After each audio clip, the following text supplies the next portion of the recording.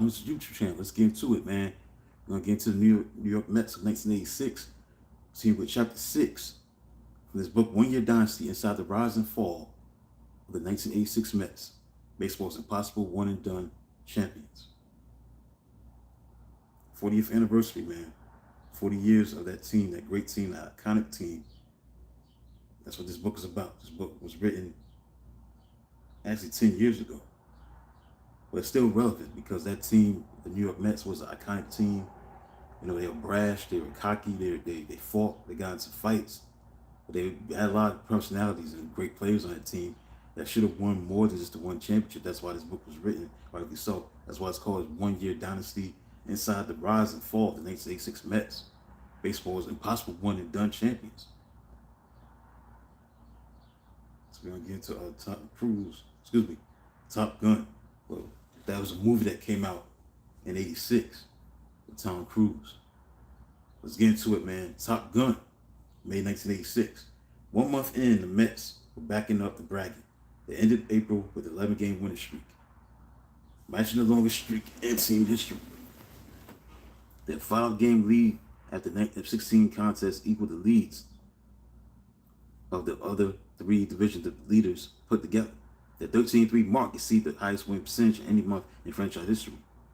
Given the franchise's celebration of its 25th anniversary, it was fitting the '86 Mets reversed the first month as a ball club in 1962 and a 3-13 opening by the mother of all expansion teams. After blasting through St. Louis, the Mets swooped into Atlanta, won twice more before losing. The Mets then embarked on another winning streak. It was time for the rest of the National League to call out Mayday, down in flames, just like Goose would say. Top Gun was the pinnacle of mid-'80s movie cool. At age 23, Syracuse-born Tom Cruise had already appeared in several popular movies as a boarding school cadet, Taps, a greaser, pump jockey in The Outsiders, a high school football stud in All the Right Moves, a teenage pimp in Risky Business, and whatever the blank legend was about. In Top Gun, he stepped into Hollywood legend. He starred in a movie that did not just pack theaters throughout 1986, but also, in the words of the Washington Post, made America love war. By the mid-1980s, the Vietnam War had been over, since most college students were in footy pajamas. Many of the struggles at home and in the deserts of Vietnam had been overlooked or oversimplified. The war had transformed from the daily consciousness to conceptualized art in the cinema. The past decade has seen film treatments ranging from Francis Ford Coppola's epic Apocalypse Now to Sylvester Stallone putting in POW and POW, POW and Rambo. Oliver Stone's Vietnam opus Platoon wouldn't come out until the end of 1986. Top Gun wasn't about the military's past and was in no way about American failure on the battlefield. It was quite the opposite. Top Gun blasted through any preaciousness or deeper issues at Mach speed, rocking out to King Lagers and the synthesized sound of Berlin, while subduing a new, dark enemy. Though the bad guy's own name is implied that they came from a shady Middle Eastern government. Perfect stand in Libya, against whom the United States had launched air strikes in April because of terrorism backed by the regime of Muammar al-Gaddafi. Of course, Libya had not been attacked by American jets until after the movie was in the can. But when the military had script approval, details worked themselves out. Top Gun generated $344 million at the box office at a time when the average movie ticket was $2.75. In turn, the movie helped resuscitate the military's image, with special Navy recruitment tables inside many theaters showing Top Gun. Enlistment increased after the film's release Memorial Day weekend. Recruitment officers in California reported that calls about the aviation program doubled and that about 90% of new applicants stated that they had seen the movie. Film producers in the military were a match made in heaven, or at least in the skies above.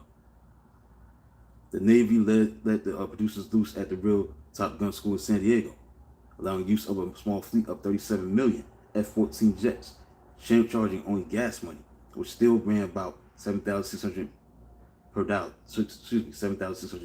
per hour at a time when filling up your Ford Escort cost 89 cents per gallon. In return, the Navy got script approval.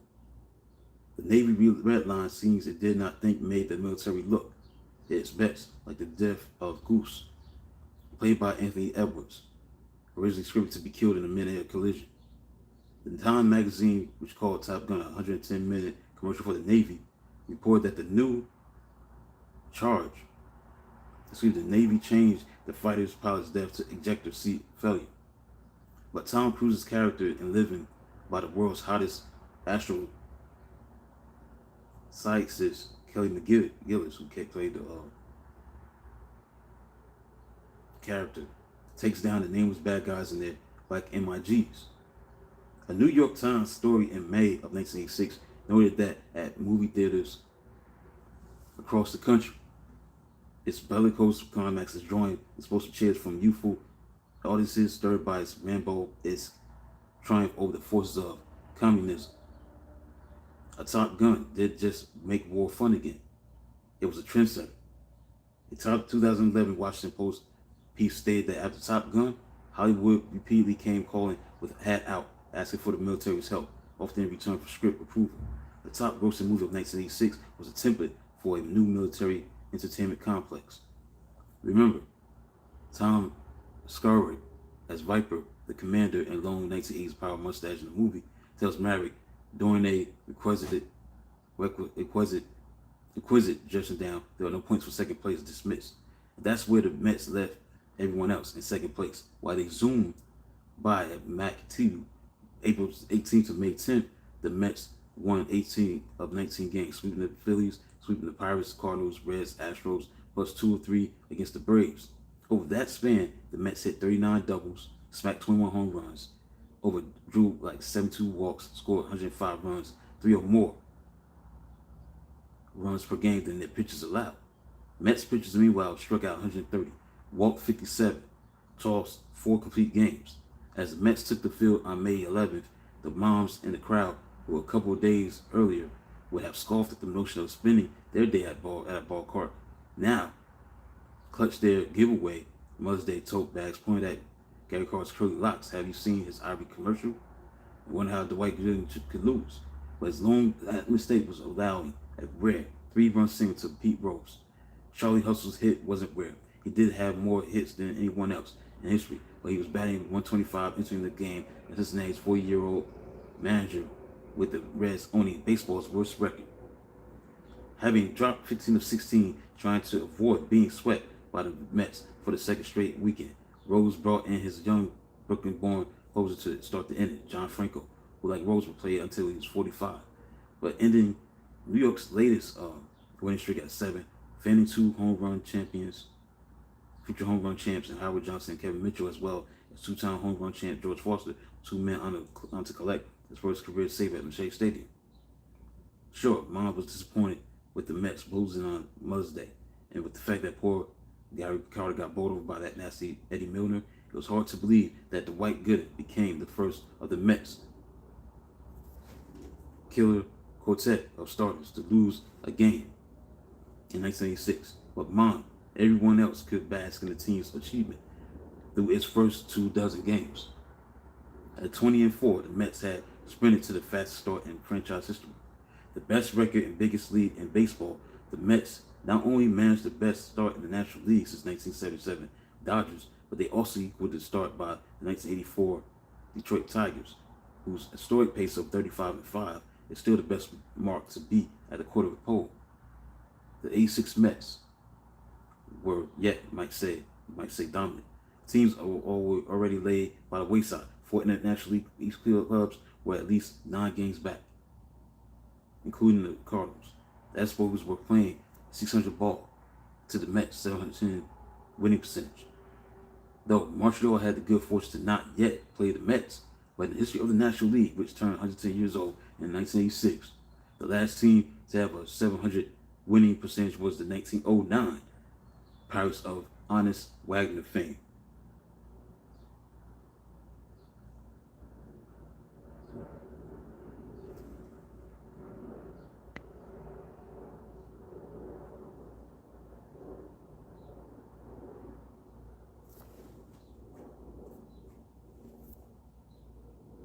last time it had about 700 winning percentage was 1909 Pirates of Honest Wagner fame. A few American League teams had managed the feat since then, but no club had reached 700 for a season since their schedule was lengthened from 154 to 162 games in the early 1960s. And just to show how hard it was to win 7 of every 10 games, winning every series, on average, the Mets immediately went into lull. The Mets dropped 5 or 7 as the Expos crept within 3 games, and who was right there with the Mets among the division leaders in May. Their neighbors, a few subway stops away.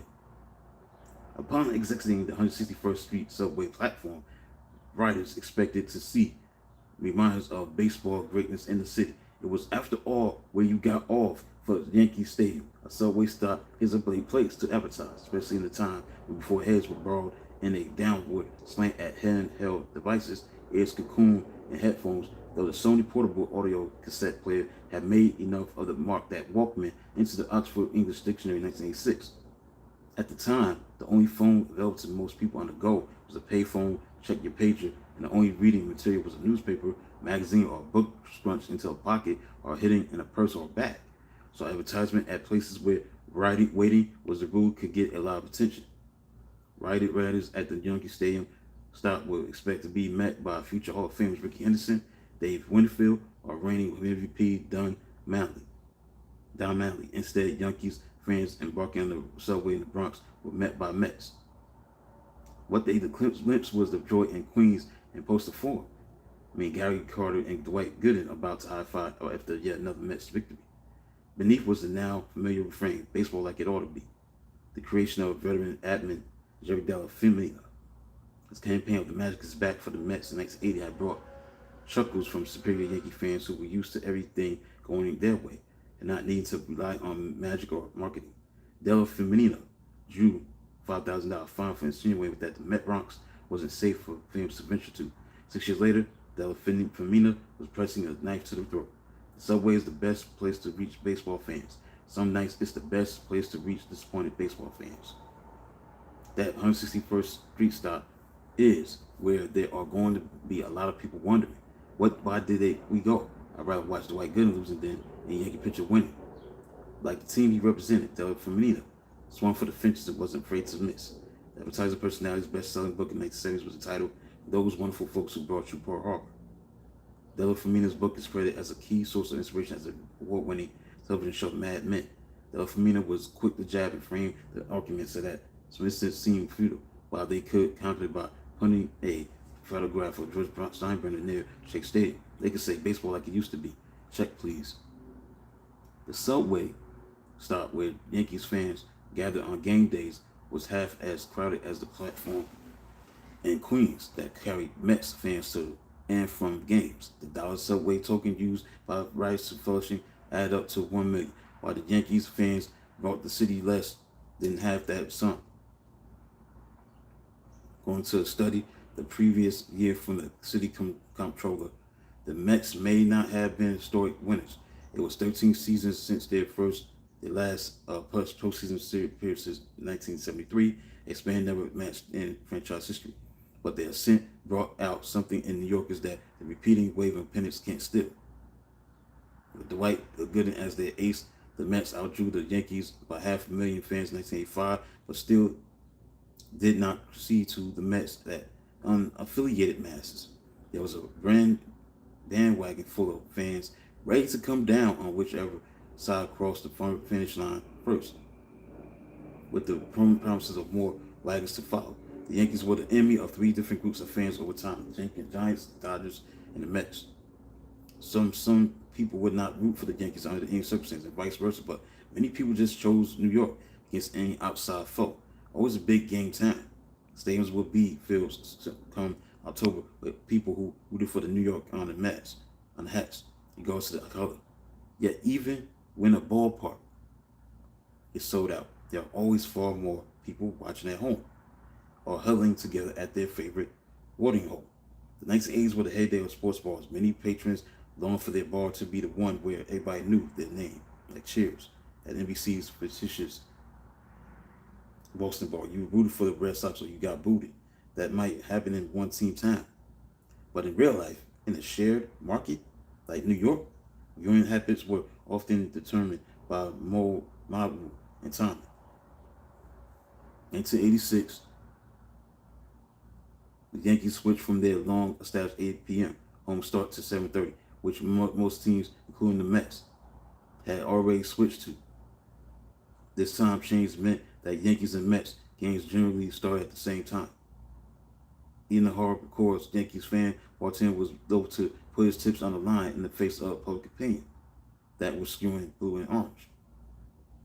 Bill Rose, a Yankees limited partner under George Steinbrenner, conceded the point. "I've learned that business comes in front of the heart." Rose told the Daily News. He also owned the Sporting Club with its massive 10-foot screen TV. These days, if the Yankees and Smart Mets start at the same time, the Mets get the big screen. Mets fans who had to scrunch, beg, and stuff tip jars for years to get a few innings of a Mets game on the tube at the local tavern and now sat back, watching the natural selection at work. In New York, the strong survive. Young people in the mid-'80s seemed to gravitate towards the Mets. Yankees allegiance skewed older, including their players, while the Mets pitching staff's average age was under 24. Yankees hurlers were mostly over 30, including two pitchers over 40, Tommy John and Joe Niekro. Lou Pennell was a rookie manager at age 42, 14th Yankees manager. Managerial change since the time he brought the team in 13 years earlier. That's especially high turnover for a team that won 5 division titles, 4 pennants and 2 World Series in that span. The Sporting News preseason yearbook counted all Georgia's 13 victims with acts under each manager's name. There were 4 axes under Billy Martin's.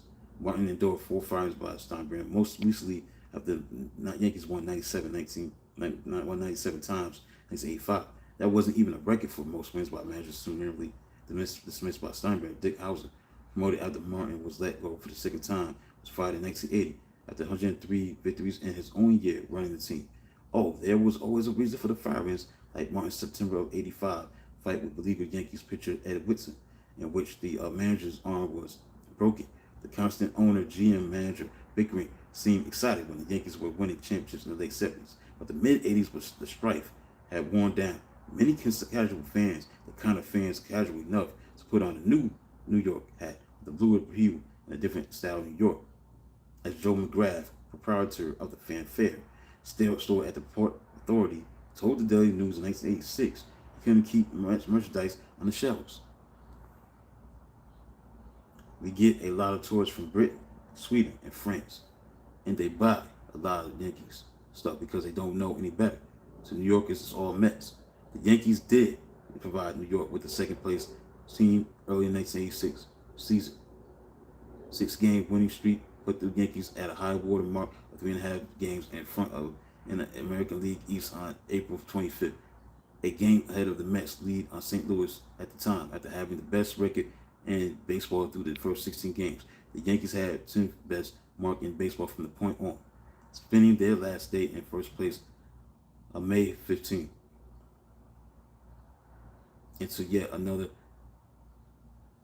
Steinbrennerism. Yeah, the right All-Star Dave Winfield as Mr. May for putting up big numbers when it wasn't crucial, as compared to another Yankees outfielder, Reggie Jackson, aka Mr. October.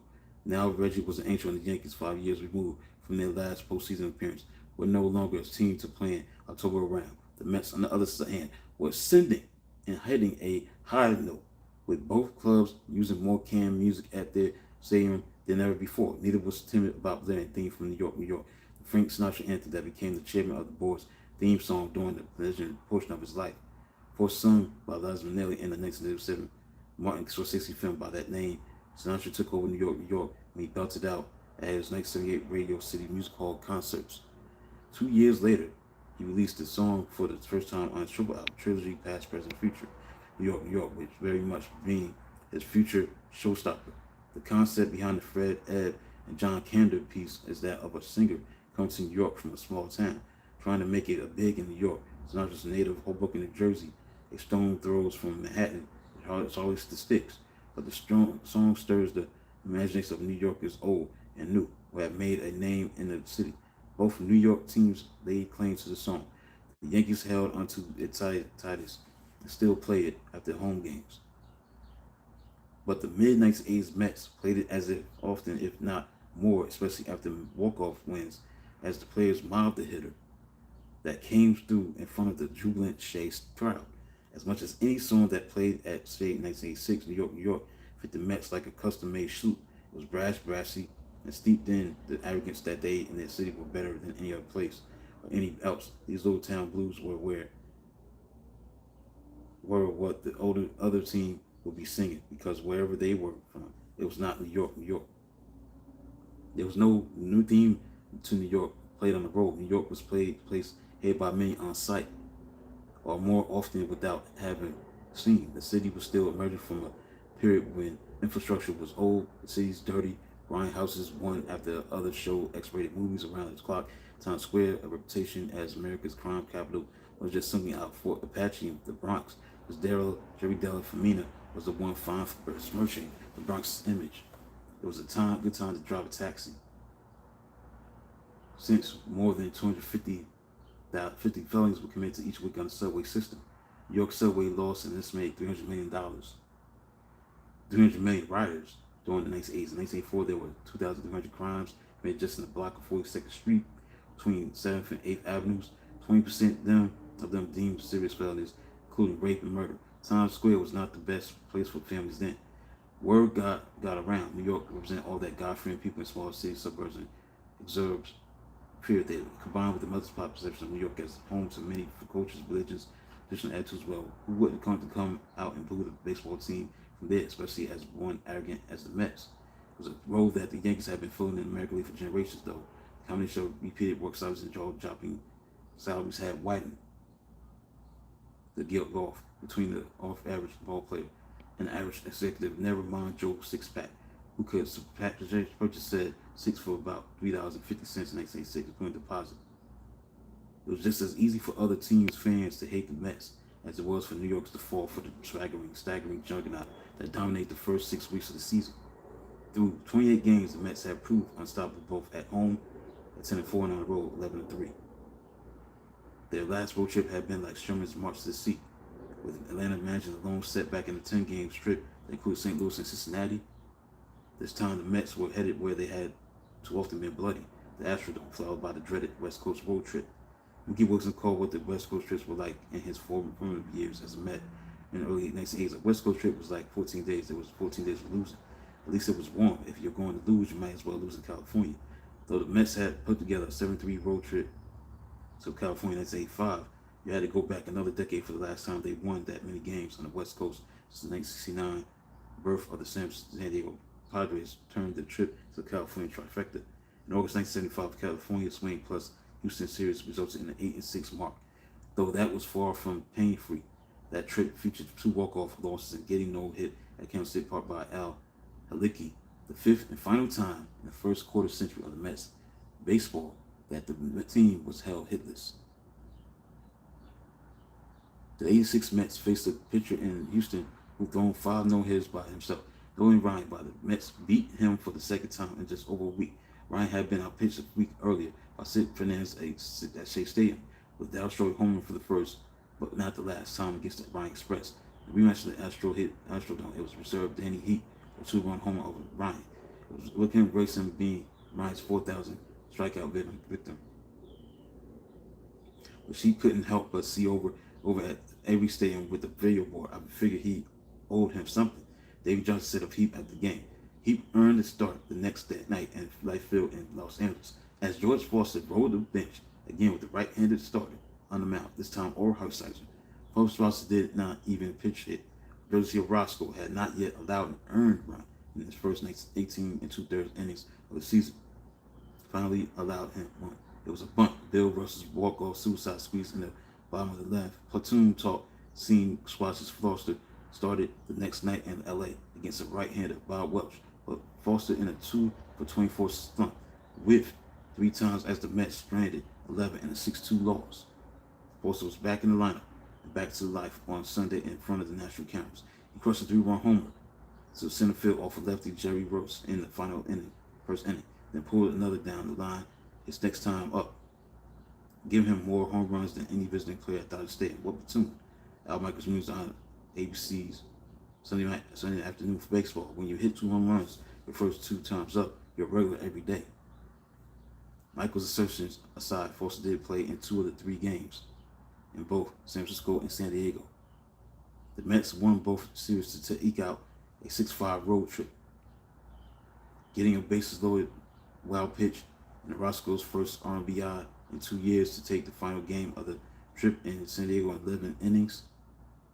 Given the franchise's past West Coast horrors, the Mets were happy to arrive in New York with the same 4-game lead they left with.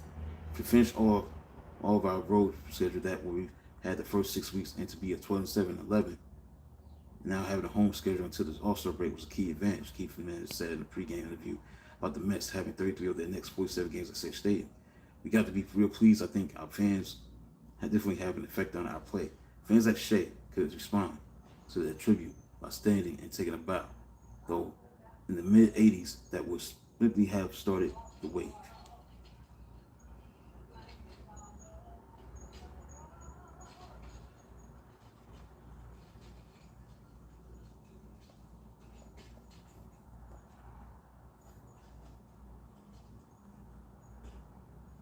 With Darryl Strawberry nursing an injured thumb, Danny Heap started in right field. Battered fifth, George Foster hitting 6 in the left field. Not there much better in the early going against Bob Welch that he had in LA a week earlier. He was getting booed at home. It was so often the case with Welch compensated for struggling so since his two-homer game, he going just 1 for 15. He had strikeouts the first 2 times against Welch.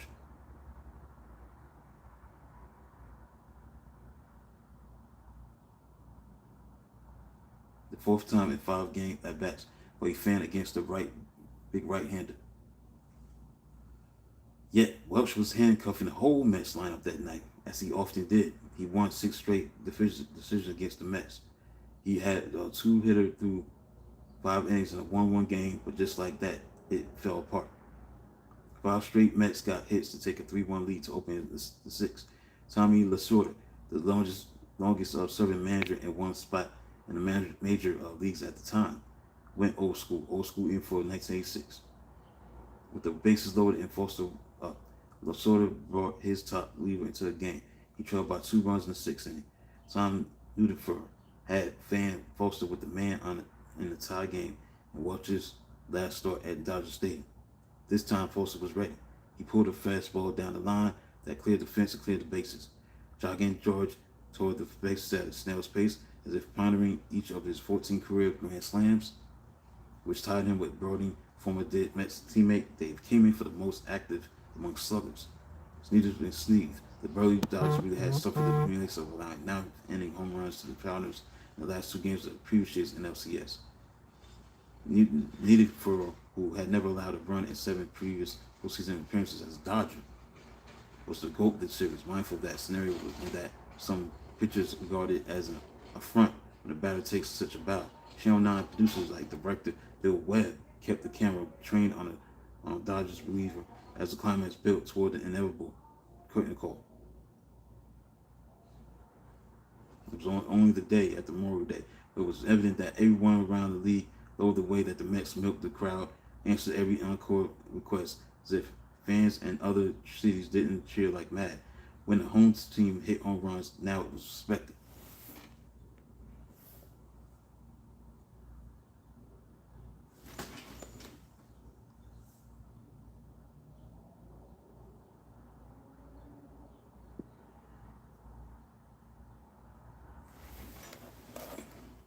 Many people tuning in today.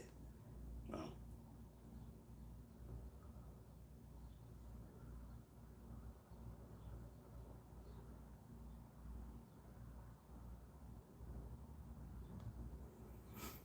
The Mets-Giants matchup in San Francisco had been a battle of first-place teams. 10 days later at Shea, the Mets were 6 games in front, while the Giants tumbled to 4th.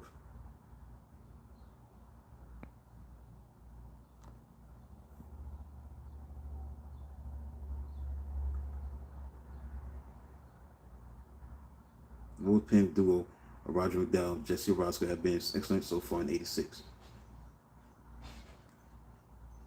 But this time, McDowell allowing the tying run in the 8th, and Jesse served up just a second major league home run of Bobby Thompson's career to lead off 10th. The Mets were done.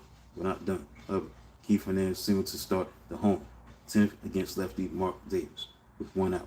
Kevin Mitchell single, Howard Johnson walk, ex-Mets farmhand Juan Berrigan through Ray Knight, probably the best fastball I've ever seen all year. Knight admitted on Connor's corner after the game, but he still hit it far enough for the runner to tag up. Hernandez had collided with Dodgers coach catcher Mike Scioscia the night before, tumbled over the right plate again, crawling back to slap home plate before Giants catcher Bob Brenly could touch him. Hernandez had dirt all over his uniform, on his face, and his hair, but 7-7. Even before Hernandez could splash one in his face, Rafael Santana popped the ball up on the infield around second base. He threw his bat down in disgust, but Thompson and shortstop Jose Uribe came together and the ball mystically landed on the ground. Mitchell scored, and the Mets had their 6th straight win, their 29th victory in 36 games. And the record for the quickest any Mets club had ever gotten to 31 wins, only 42 games. It would certainly not be the last time the 86 Mets won on someone else's egregious error. As Ralph Connor put it that night on his Channel 9 postgame staple, it's a tainted win, but they'll take it. Hugh Soft sells 1980s anthem, Tainted Love. Sometimes I feel like it's a bump right away.